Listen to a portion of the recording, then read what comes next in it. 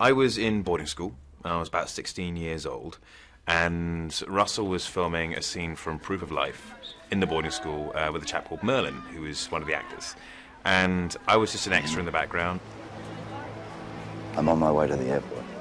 In the scene, I was there as the character to tell my son that yet again I had another job overseas and I wouldn't be around for the important things in his life. So there was a rugby game being played in the background, and there was one kid on that field who was quite dominant and fluid, you know, and so it caught my eye.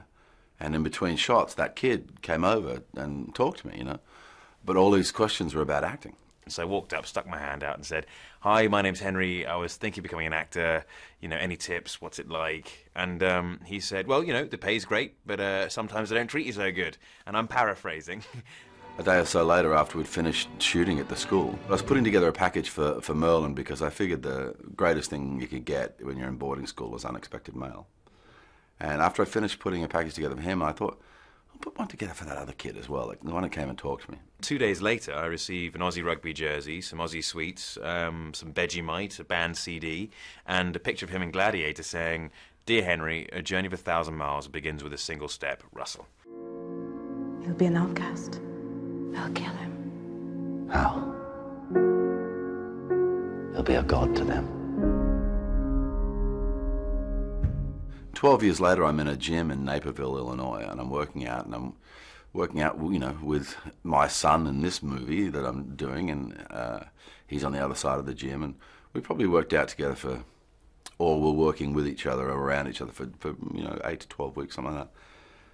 And I knew him from somewhere. I just didn't know. I couldn't place him. I didn't want to walk up to him, put him in that embarrassing situation where he has to lie to me. It's like, "Oh, hi, remember me, the kid from 12 years ago, the one kid you met during shooting one day." I just assumed he wouldn't. So one day, you know, after a workout, we were just sort of sitting there, sweating, you know, and I said, "Do I know you?" And he had this kind of quiet smile, and he went, "Do you remember visiting Stowe School?" I said, "Yeah." He goes, "Do you remember that kid that came and talked to you?" I went, "Yeah." He goes, "And he talked to you about acting?" I said, "Yes, I do remember that."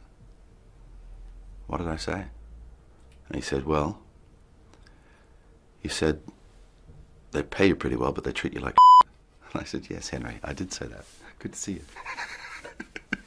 It meant a lot to me because for all those years when I was coming home after 3 months in LA and not getting a job and working in a bar and everything, and you know, you'd look at that, and aside from all the support that my family gave me, the idea that so you go, okay, it's a long and hard journey. It's 1,000 miles, and just keep on taking those single steps. Yeah, so it's an amazing little karmic circle.